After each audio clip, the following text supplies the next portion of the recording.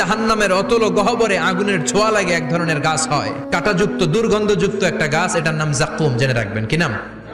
জাক্কুম। বিশ্বনবী বললেন তিরমিজির বর্ণনায়, জাক্কুমের একটা টুকরা যদি আল্লাহ দুনিয়াতে ফেলে, পুরো দুনিয়াটা দুর্গন্ধে সয়লাব হয়ে যাবে।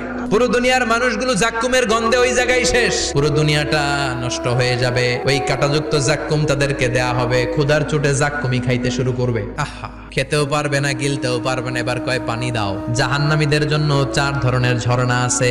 একটার নাম হলো হামিম, মানে ফুটন্ত গরম পানির ঝর্ণা। 2 নম্বরে হলো গসাক, মানে বমি। 3 নম্বরে হলো গিসলিন, দুর্গন্ধযুক্ত রক্ত আর পুজ।